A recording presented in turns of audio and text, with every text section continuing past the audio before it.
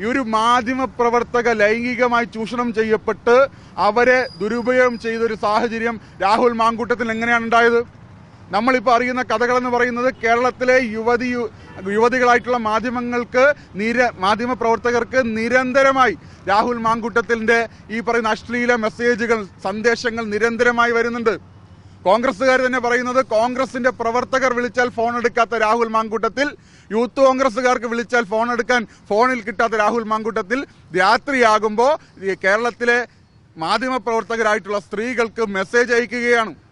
അപ്പോൾ ഈ വിഷയം ഒരു മാധ്യമ പ്രവർത്തക അവരെ ഗർഭചിത്രത്തിലേക്ക് വരെ എത്തുന്ന സാഹചര്യം ഉണ്ടാകുമ്പോൾ ഇതൊന്നും ഇത്രയും നാൾ മാധ്യമ ലോകം മാധ്യമ പ്രവർത്തകർ അറിയാത്തതാണോ?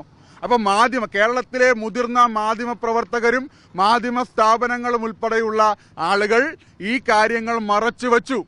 അപ്പോൾ മാധ്യമങ്ങളുടെ ഭാഗത്തും ക്രിമിനൽ കുറ്റമുണ്ട്. മാധ്യമങ്ങൾ ഈ വിഷയങ്ങൾ മറച്ചു വെച്ച് രാഹുൽ മാങ്കൂട്ടത്തിന് സംരക്ഷണം ഒരുക്കി. വി.ഡി. സതീശനെ പോലെ ഇവിടെ ഇത്തരത്തിലുള്ള ആളുകളാണ് കോൺഗ്രസിന്റെ പുതിയ തലമുറ.